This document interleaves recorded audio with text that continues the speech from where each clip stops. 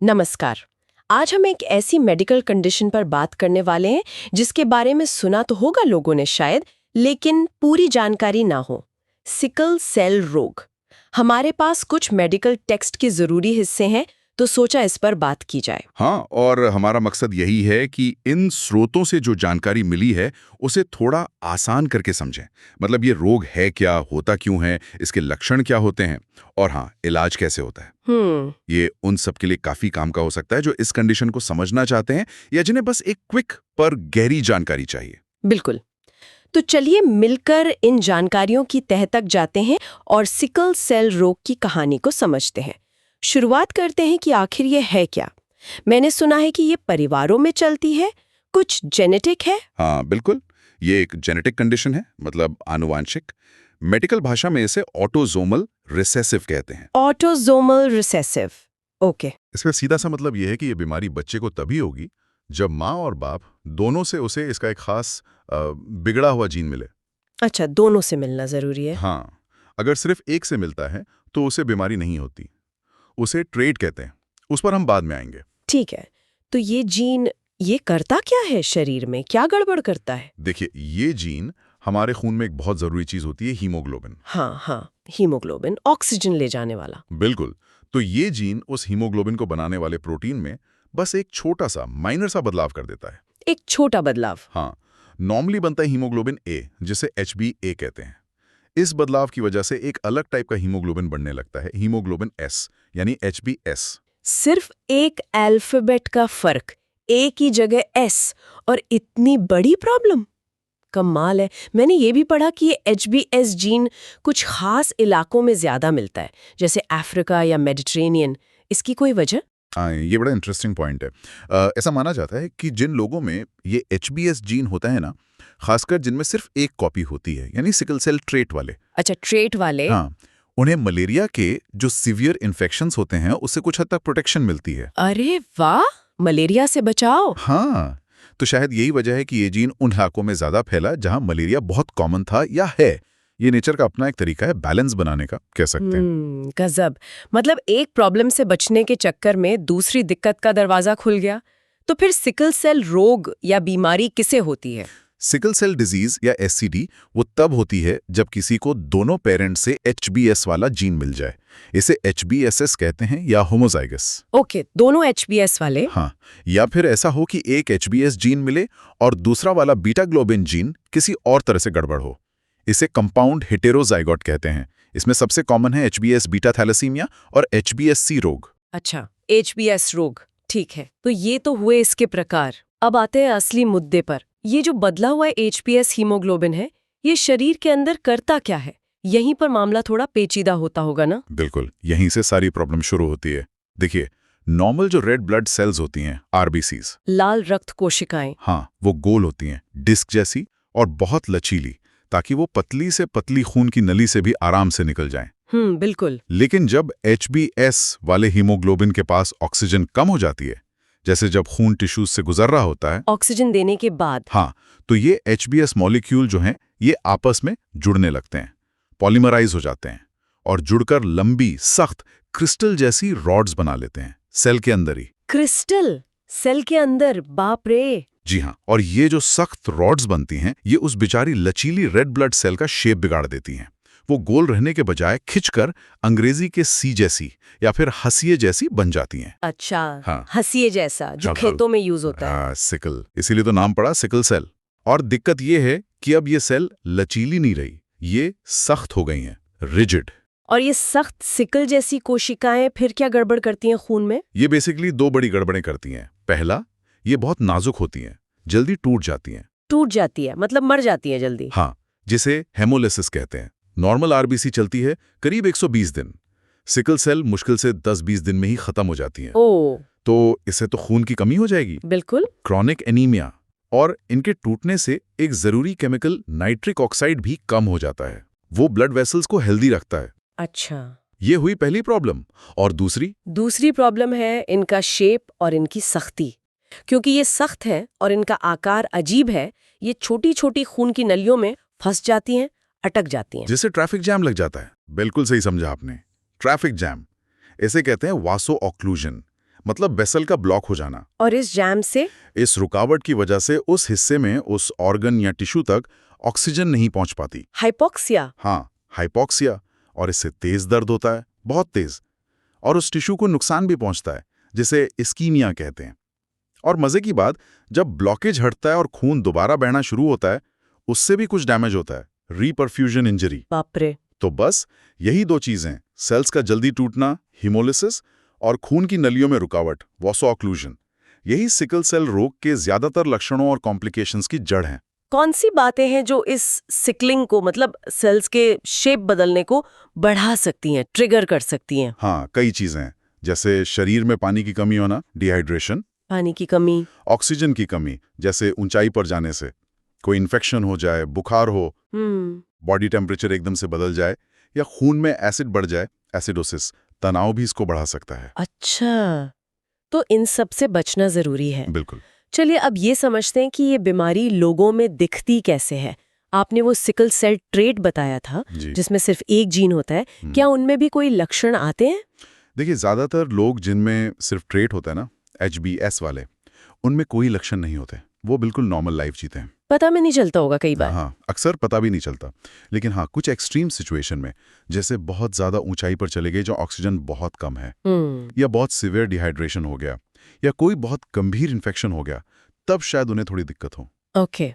एक चीज जरूर है, उनमें किडनी के एक बहुत रेयर टाइप के कैंसर का, रीनल मेडुलरी कार्सिनोमा का रिस्क थोड़ा ज्यादा होता है। हालांकि ये होता बहुत ही कम लोगों में है। अच्छा, और जिन लोगों को पूरी बीमारी होती है, जी HBSS वाले, जी। उनमें कैसे लक्षण होते हैं? HBS वाले लोगों में लक्षण ज्यादा गंभीर होते हैं और अक्सर बचपन से ही दिखने लगते हैं। सबसे पहली बात तो वही क्रॉनिक हेमोलिटिक एनीमिया, मतलब लगातार खून की कमी, जिसके कारण थकान। हाँ, थकान रहती है, त्वचा और आंखों में पीलापन दिख सकता है, मतलब पीलिया। खासकर पहले साल में बच्चों की ग्रोथ थोड़ी स्लो हो सकती है, हड्डियों में भी कुछ चेंजेस आ सकते हैं।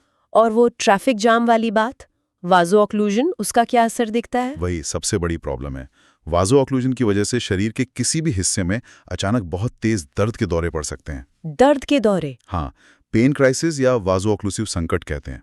ये दर्द हड्डियों में, छाती में, पेट में, हाथ पैर में कहीं भी हो सकता है और कई कई दिन तक रह सकता है। ये तो बहुत ही तकलीफदेह होता होगा। बहुत ज्यादा। और ये बचपन से ही शुरू हो सकता है। इसके अलावा भी कोई गंभीर चीजें हो सकती है, कोई और तरह के संकट? हाँ, बिल्कुल। कुछ और सीरियस क्राइसिस भी हो सकते हैं। एक होता है एप्लास्टिक संकट। इसमें क्या होता है कि कभी कभी कोई वायरस इन्फेक्शन, खासकर एक पार्वोवायरस B19 होता है। पार्वोवायरस? हाँ, या कोई टॉक्सिन, वो बोन मैरो पे असर डालता है, जहाँ खून बनता है ना। हाँ, अस्थि मज्जा। तो रेड सेल्स का बनना अचानक कुछ टाइम के लिए बिल्कुल बंद हो जाता है। अब क्योंकि सिकल सेल्स वैसी जल्दी मर रही हैं और नई बन नहीं रही, तो खून की कमी एकदम से बहुत बढ़ जाएगी। एग्जैक्टली, सीवियर एनीमिया हो जाता है। फिर एक और खतरनाक चीज है, खासकर छोटे बच्चों में, स्प्लीनिक सीक्वेस्ट्रेशन संकट। स्प्लीनिक मतलब तिल्ली, स्प्लीन से जुड़ा हुआ। हाँ, इसमें अचानक बहुत सारा खून तिल्ली यानी स्प्लीन में जाके जमा हो जाता है, फंस जाता है। तिल्ली एकदम से सूज जाती है, बहुत बड़ी हो जाती है। खून में हीमोग्लोबिन तेजी से गिरता है और बच्चा शॉक में जा सकता है। ये एक मेडिकल इमरजेंसी है। बाप रे, बच्चों में? हाँ, बड़ों में ये कम होता है क्योंकि उनमें अक्सर बार बार छोटे छोटे ब्लॉकेज, इन्फेक्शन होने से तिल्ली सिकुड़कर छोटी हो जाती है, काम करना बंद कर देती है। ऑटोस्प्लेनेक्टोमी कहते हैं। अच्छा। और फिर है एक्यूट चेस्ट सिंड्रोम। ये फेफड़ों की एक बहुत सीरियस कॉम्प्लिकेशन है, जानलेवा भी हो सकती है। फेफड़ों की? कैसे? इसमें फेफड़ों की छोटी ब्लड वेसल्स में ब्लॉकेज हो जाता है। इन्फेक्शन भी हो सकता है साथ में। लक्षण बिल्कुल निमोनिया जैसे होते हैं, सीने में दर्द, बुखार, खांसी, सांस लेने में तकलीफ। ओह। और हाँ, स्ट्रोक का खतरा भी रहता है अगर दिमाग की ब्लड वेसल्स में ब्लॉकेज हो जाए। और ये बच्चों में भी हो सकता है। बच्चों में भी स्ट्रोक? ये तो बहुत ही डरावना है। आपने एक और टाइप बताया था, HBSC रोग, क्या उसमें भी ये सब होता है? HBSC रोग में भी लक्षण HBSS जैसे ही होते हैं, मतलब पेन क्राइसिस, ऑर्गन्स में डैमेज का रिस्क, वो सब रहता है। लेकिन आमतौर पर HBSC में एनीमिया उतना सीवियर नहीं होता जितना HBSS में। अच्छा, एनीमिया कम होता है। हाँ, और जो क्राइसिस होते हैं वो भी शायद थोड़े कम होते हैं और हल्के होते हैं, पर ऐसा हमेशा नहीं होता। कुछ प्रॉब्लम्स ऐसी हैं जो उल्टे HBSC में ज्यादा कॉमन देखी गई हैं HBS के मुकाबले। अच्छा, जैसे? जैसे आंखों के पर्दे, रेटिना की प्रॉब्लम, जिससे प्रोलिफरेटिव सिकल रेटिनोपैथी कहते हैं। आंखों की प्रॉब्लम? हाँ, और किडनी की एक खास तरह की सूजन ग्लोमेरुलोनेफ्राइटिस और हड्डी का गलना एवैस्कुलर नेक्रोसिस, खासकर कूल्हे की हड्डी का, ये एचबीएससी में ज्यादा हो सकता है। और एक फर्क ये भी है कि एचबीएससी वालों की तिल्ली बड़ों में भी अक्सर नॉर्मल साइज की या थोड़ी बड़ी रहती है, सिकुड़ती नहीं है। ओके, तो मतलब एचबीएससी हल्का जरूर है, पर उसमें भी अपनी अलग तरह की दिक्कतें हो सकती हैं। ठीक है, ये समझना जरूरी था। अब मान लीजिए किसी में लक्षण दिख रहे हैं या फैमिली हिस्ट्री है, तो डॉक्टर कैसे कंफर्म करते हैं कि सिकल सेल है या नहीं, और कौन सा टाइप है? क्या टेस्ट होते हैं? हाँ, तो सबसे पहले तो डॉक्टर पूरी हिस्ट्री लेते हैं, लक्षणों के बारे में पूछते हैं, फैमिली के बारे में पूछते हैं, फिर फिजिकल एग्जामिनेशन करते हैं। उसके बाद कुछ ब्लड टेस्ट कराए जाते हैं। ब्लड टेस्ट कौन से? एक सिंपल टेस्ट होता है सिकल सेल प्रेप या सिकलिंग टेस्ट। इसमें ब्लड सैंपल लेकर उसमें एक केमिकल डालते हैं जो ऑक्सीजन कम कर देता है। अच्छा। फिर माइक्रोस्कोप में देखते हैं कि रेड सेल्स सिकल शेप ले रही हैं या नहीं। अगर ले रही हैं तो मतलब खून में एचबीएस मौजूद है। तो इससे पता चल जाता है? इससे ये पता चलता है कि एचबीएस है, लेकिन ये नहीं पता चलता कि बंदे को ट्रेट है एचबीएस या पूरी बीमारी है जैसे एचबीएसएस या एचबीएससी, क्योंकि दोनों में ही सेल्स सिकल हो सकती हैं इस टेस्ट में। अच्छा, तो ये सिर्फ स्क्रीनिंग जैसा हुआ। पक्का कैसे पता चलेगा? पक्का पता करने के लिए और टाइप पता करने के लिए सबसे जरूरी टेस्ट है हीमोग्लोबिन इलेक्ट्रोफोरेसिस, या आजकल एचपीएलसी यूज करते हैं, high performance liquid chromatography. Haemoglobin electrophoresis, HPLC. Okay, ये क्या करता है? ये टेस्ट खून में अलग अलग टाइप के हीमोग्लोबिन की ठीक ठीक मात्रा बता देता है कि कितना % एचबीए है, कितना एचबीएस है, कितना एचबीएफ फीटल हीमोग्लोबिन है, कितना एचबीए2 है।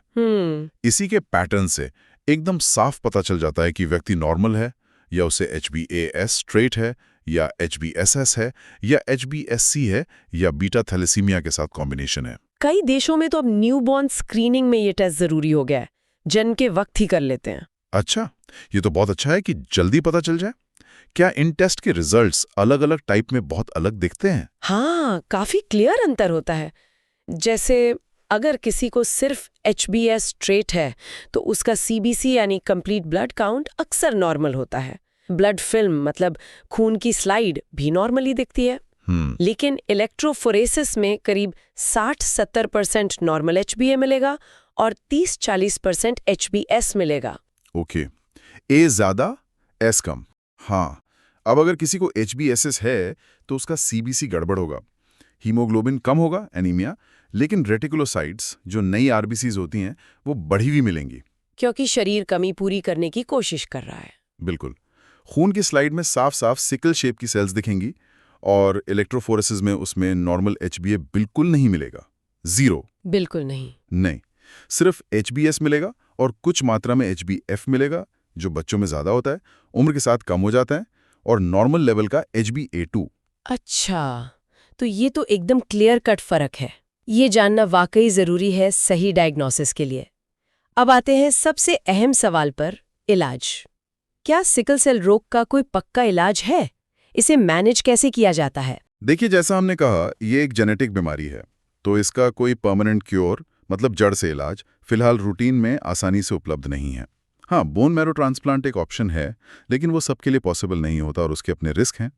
जीन थेरेपी पर बहुत रिसर्च चल रही है, वो भविष्य की उम्मीद है। तो अभी फोकस मैनेजमेंट पर है। बिल्कुल। अभी जो इलाज है उसका मेन मकसद है लक्षणों को कंट्रोल करना, दर्द वाले क्राइसिस को कम करना और रोकना, और जो लॉन्ग टर्म कॉम्प्लिकेशंस हैं, जो ऑर्गन्स को डैमेज होता है, उससे बचाना या उसे कम करना। तो क्या इलाज सबके लिए एक जैसा रहता है? ट्रेट वालों के लिए, रोग वालों के लिए? नहीं, ये इस पर डिपेंड करता है कि प्रॉब्लम क्या है। अगर एचबीएएस है तो जैसा हमने कहा, उन्हें आमतौर पर किसी इलाज की जरूरत नहीं पड़ती। कोई दवा नहीं? नहीं, बस उनको कुछ सावधानियां बरतने की सलाह दी जाती है, जैसे डिहाइड्रेशन से बचें, बहुत ज्यादा ऊंचाई पर जाने से पहले डॉक्टर से बात करें। अगर एचबीएस रोग है तो उनका इलाज भी काफी कुछ एचबीएस जैसा ही होता है, लेकिन कितना एग्रेसिव इलाज करना है वो उनके लक्षणों की सीवियरिटी पर डिपेंड करता है। ओके, और एचबीएस वालों के लिए, जिनमें बीमारी ज्यादा गंभीर होती है? हाँ, एचबीएस वालों के लिए मैनेजमेंट ज्यादा इंटेंसिव होता है। इसमें कई सारी चीजें शामिल हैं। क्या क्या है वो चीजें? देखिए, इसमें दवाएं भी हैं, लाइफस्टाइल मैनेजमेंट भी है और रेगुलर मॉनिटरिंग भी। दवाओं की बात करें तो एक तो फोलिक एसिड सप्लीमेंट दिया जाता है रोज, क्योंकि रेड सेल्स जल्दी जल्दी बन और टूट रही हैं, तो फोलिक एसिड की जरूरत बढ़ जाती है। अच्छा, फॉलिक एसिड। और दूसरी एक बहुत इंपॉर्टेंट दवा है हाइड्रोक्सी यूरिया। हाइड्रोक्सी यूरिया, ये क्या करती है? ये दवा शरीर में फीटल हीमोग्लोबिन यानी HbF का प्रोडक्शन बढ़ाती है। HbF? वो तो बच्चों वाला हीमोग्लोबिन है ना?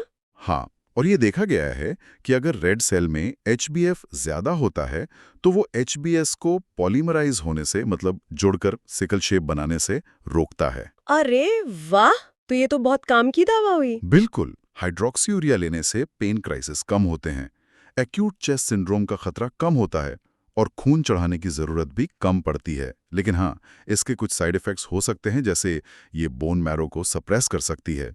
इसलिए इसे डॉक्टर की कड़ी निगरानी में ही लेना होता है और रेगुलर ब्लड टेस्ट करवाने पड़ते हैं। ओके, तो फोलिक एसिड और हाइड्रोक्सी यूरिया, ये तो हो गई रोज की दवाएं। और जब वो दर्द का दौरा पड़ता है, पेन क्राइसिस, तब क्या करते हैं? हाँ, वैसो ओक्लूसिव संकट का मैनेजमेंट बहुत जरूरी है। उसमें सबसे पहले तो आराम करना होता है, खूब सारा पानी या फ्लूइड्स पीना होता है। दर्द के लिए दवाएं लेनी होती हैं। दर्द की दवाएं कौन सी? शुरू में पैरासिटामोल या आइब्यूप्रोफेन जैसी दवाएं। अगर दर्द ज्यादा है तो डॉक्टर ज्यादा स्ट्रांग दवाएं जैसे ओपियोइड्स भी दे सकते हैं। कई बार दर्द इतना ज्यादा होता है कि हॉस्पिटल में एडमिट होना पड़ता है।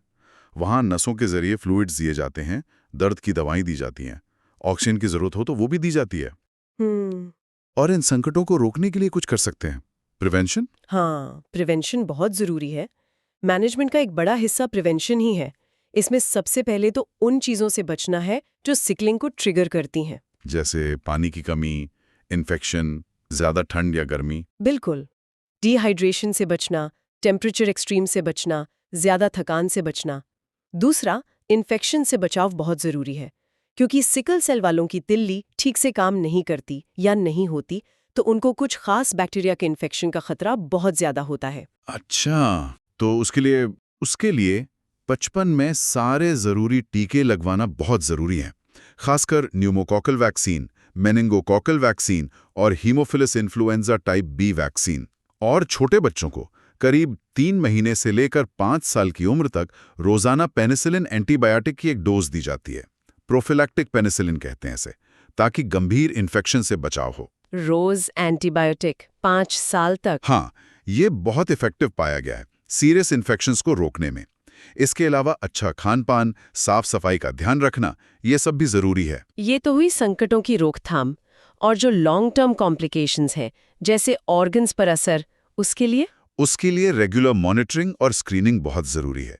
मतलब शरीर के अलग अलग अंगों पर नजर रखना कि कहीं कोई प्रॉब्लम तो शुरू नहीं हो रही है। किस तरह की मॉनिटरिंग? जैसे रेगुलर ब्लड टेस्ट तो होते ही हैं, CBC, रेटिकुलोसाइट्स, किडनी और लिवर फंक्शन टेस्ट कराए जाते हैं। साल में एक बार यूरिन टेस्ट होता है प्रोटीन देखने के लिए, जो किडनी डैमेज का शुरुआती संकेत हो सकता है। बच्चों में स्ट्रोक के रिस्क को देखने के लिए सिर का एक स्पेशल अल्ट्रासाउंड होता है, ट्रांसक्रेनियल डॉपलर, TCD। ये 2 साल से 16 साल की उम्र तक हर साल किया जाता है, स्ट्रोक प्रिवेंशन के लिए। हाँ, फिर आंखों की जांच, रेटिना की, वो भी 8-10 साल की उम्र से हर साल होनी चाहिए, रेटिनोपैथी का पता लगाने के लिए। कभी कभी दिल का इको टेस्ट, इकोकार्डियोग्राफी भी कराया जाता है, पल्मोनरी हाइपरटेंशन की जांच के लिए। बाप रे, ये तो वाकई एक बहुत कॉम्प्लेक्स कंडीशन है, जिसके मैनेजमेंट के लिए लगातार देखभाल, इतनी सारी जांचें, दवाएं, बहुत ध्यान रखने की जरूरत है। बिल्कुल, ये एक लाइफ लॉन्ग कंडीशन है। लेकिन अच्छी बात यह है कि पिछले कुछ दशकों में मैनेजमेंट काफी बेहतर हुआ है। सही देखभाल, बचाव के तरीके अपनाने और रेगुलर इलाज और फॉलोअप से सिकल सेल डिजीज वाले लोग अब काफी लंबी और बेहतर जिंदगी जी सकते हैं। जेनेटिक काउंसलिंग भी बहुत इंपॉर्टेंट है, ताकि कपल्स को पता हो कि उनके बच्चों में ये बीमारी होने का कितना रिस्क है। तो अगर हम आज की इस पूरी बातचीत को समेटें, तो सिकल सेल रोग एक जेनेटिक कंडीशन है। खून की रेड सेल्स का शेप बिगड़ जाता है, वो हंसिए जैसी हो जाती हैं। हाँ, जब ऑक्सीजन कम होती है। राइट। और ये सेल्स जल्दी टूटती हैं, जिससे एनीमिया होता है, और ये सख्त सेल्स खून की नलियों में फंसकर ब्लॉकेज कर सकती हैं, जिससे तेज दर्द के दौरे आते हैं और शरीर के अंगों को धीरे धीरे नुकसान पहुंच सकता है। इसके कई प्रकार हैं, जैसे सिकल सेल ट्रेट, जो ज्यादातर बिना लक्षण का होता है, और सिकल सेल रोग जैसे HBS और HBSC, जिनमें लक्षण ज्यादा गंभीर होते हैं। बिल्कुल। और इलाज का फोकस लक्षणों को मैनेज करने, दर्द के संकटों को रोकने, इन्फेक्शन से बचाने और कॉम्प्लिकेशंस के लिए रेगुलर जांच करने पर है। हाइड्रोक्सी यूरिया जैसी दवाएं इसमें काफी मददगार हैं। एकदम सही कहा आपने। और एक बात जो आगे सोचने के लिए है वो ये कि हाइड्रोक्सी यूरिया जैसी दवाएं जो HbF बढ़ाकर काम करती हैं, वो बीमारी के असर को कम जरूर करती हैं, पर उसकी जड़ यानी वो जो जीन में डिफेक्ट है उसको ठीक नहीं करती। हाँ, ये तो है। तो ये हमें भविष्य की तरफ देखने को मजबूर करता है। आजकल जीन थेरेपी पर बहुत तेजी से काम चल रहा है।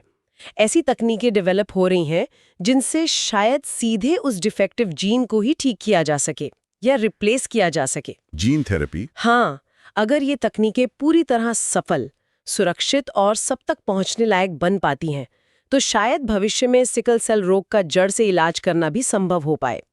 ये एक ऐसा एरिया है जहां साइंस बहुत उम्मीदें जगा रहा है।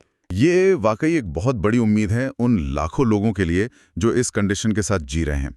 इस गहरी और महत्वपूर्ण जानकारी के लिए आपका बहुत बहुत शुक्रिया।